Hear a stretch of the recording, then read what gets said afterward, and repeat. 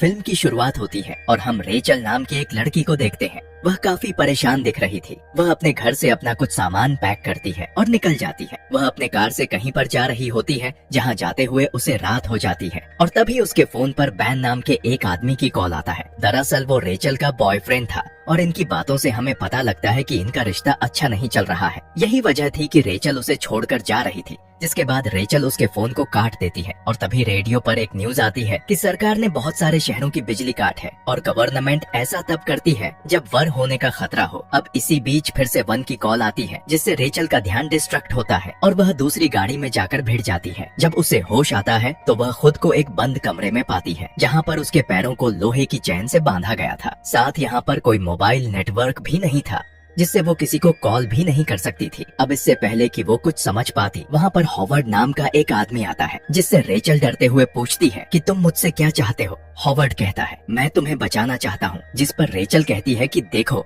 मेरा boyfriend police को लेकर मेरी तलाश में निकल गया होगा, तुम मुझे छोड़ दो, मैं तुम्हारे बारे में किसी को कुछ नहीं बताऊंगी। जिसके बाद हॉवर्ड उसे उसकी चाबी और बैसाखी देते हुए कहता है कि तुम्हें इसकी जरूरत पड़ने वाली है। फिर ऐसा कहकर वो यहाँ से चला जाता है। दरअसल उस कार एक्सीडेंट में रेचल का पैर जख्मी हो गया था जिससे रेचल को चलने में दिक्कत होगी। खैर अब रेचल उस चाबी से खुद को खोलकर उस बैसाखी का इस्तेमाल करती है। वो उसे लेकर दरवाजे के पास खड़ी हो जाती है, लेकिन हॉवर्ड नहीं आता, इसलिए वो पास ही में रखी माचिस से एक कपड़े को जलाकर कमरे में धुआं कर देती है। यह देखकर हॉवर्ड तुरंत आता है और रेचल उस पर झपट पड़ती है, लेकिन वो रेचल से बचते हुए उसे बेहोशी का इंजेक्शन लगा देता है। खैर अब जब रेचल की फिर से आंख खुलती है तो वो अपने सामने हॉवर्ड को पाती है जो कि उससे कहता है कि देखो आज जो तुमने किया वो दोबारा मत करना। जिस पर रेचल कहती है तो फिर मुझे जाने दो ना। जिस पर हॉवर्ड कहता है कि देखो बाहर की हवा दूषित हो चुकी है और हम पर हमला हुआ है, लेकिन यह हमला न्यूक्लियर या बायोलॉजिकल था यह तो मुझे नहीं पता, लेकिन हाँ तुम मेरे बनाए हुए इस बंकर में एकदम सेफ हो। साथ ही वो रेचल को यह भी बताता है कि जब तुम्हारी कार का एक्सीडेंट हुआ था तब मैं पास से ही गुजर रहा था, इसलिए मैं तुम्हें यहाँ अपने साथ ले आया और ठीक उसी वक्त दुश्मन सेना ने हम पर अटैक भी कर दिया, लेकिन हाँ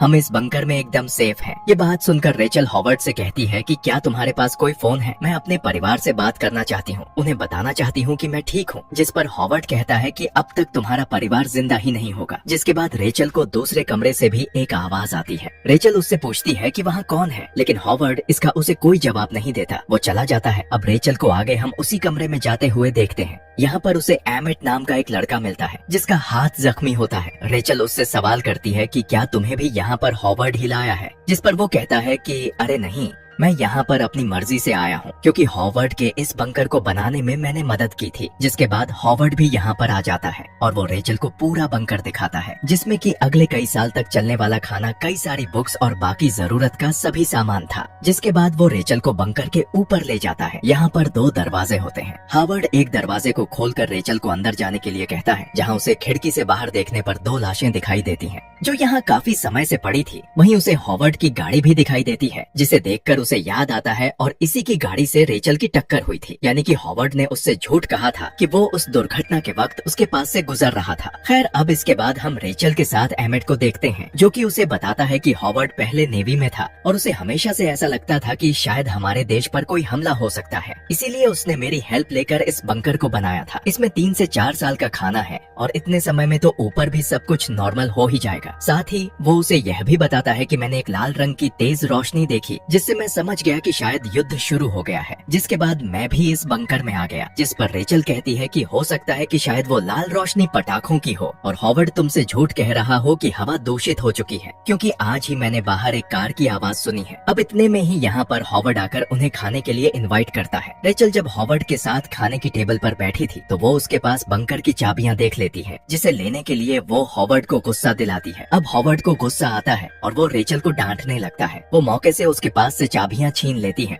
और वापस खाना खाने लगती है। तभी हॉवर्ड को भी एहसास होता है कि उसके पास से चाबियां गायब हैं, लेकिन इससे पहले कि वो कुछ समझ पाता, रेचल उसके सर पर हमला करके बंकर के दरवाजों की तरफ भागती है। जहां वो पहला दरवाजा खोल के जैसे ही दूसरे दरवाजे के पास जाती है, उसे बाहर एक औरत दिखाई देती है जिसकी हालत बहुत ज्यादा खराब थी। वो औरत उसे भी बंकर के अंदर आने देने के लिए कहती है, लेकिन हॉवर्ड जो कि रेचल के पीछे था वो उसे दरवाजा खोलने से मना कर देता है, नहीं तो इनकी जान को भी खतरा हो सकता था। और अब वो लेडी बंकर के दरवाजों पर ही अपना सर टकराकर अपनी जान दे देती है। यह देखकर अब रेचल को यकीन हो जाता है कि बाहर कुछ तो गड़बड़ है और अब इसीलिए वह हॉवर्ड से माफी मांगकर फिर से उसी बंकर में रहने लगती है। अब यहाँ पर इन तीनों का टाइम बीतने लगता है और अब ये तीनों एक परिवार की तरह हो गए थे। और अब एक दिन हॉवर्ड रेचल को अपनी बेटी मेघन के कपड़े देता है और साथ ही उसे फोटो दिखाते हुए बताता है कि मेरी वाइफ ने मेरी बेटी को भी मेरे खिलाफ भड़काया और वो मुझे छोड़कर कैलिफोर्निया शहर चले गए। और साथ ही वो रेचल को सच भी बताता है कि मैंने ही तुम्हारी कार को टक्कर मारी थी। वो कहता है जब मुझे युद्ध के बारे में पता चला तो मैं काफी तेज ड्राइव करने लगा, जिस वजह से मेरी गाड़ी तुम्हारी गाड़ी में टकरा गई, जिसके बाद मैं तुम्हें यहाँ ले आया था। अब इसी तरह से कुछ और दिन बीत जाते हैं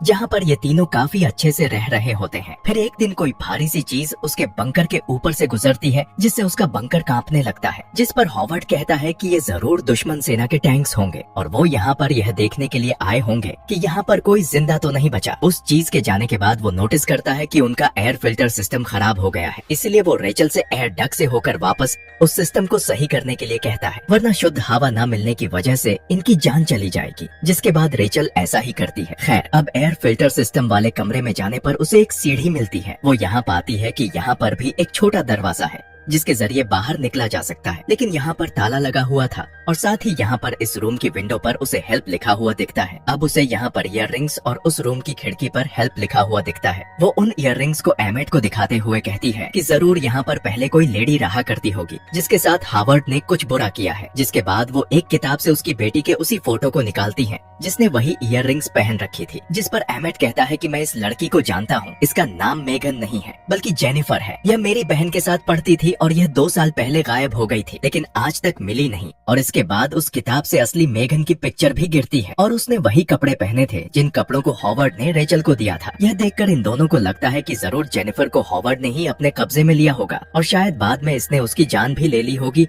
और इसीलिए तो वो आज तक मिली नहीं। यहाँ तक कि हॉवर्ड ने हमसे जो भी बताया वो सब झूठ है, लेकिन बाहर रेचल ने अपने सामने ही एक औरत की जान जाते हुए भी देखी थी, इसीलिए वो ऐसे सूट तैयार करते हैं जिसकी मदद से वो बाहर जा सकें। और इसके बाद ये लोग कुछ बोतल और डक्ट टेप से उस सूट को बनाने लगते हैं। और अब आगे हम हॉवर्ड को देखते हैं जो कि उन्हें बुलाकर एक बड़ा सा ड्रम निकालने को कहता है।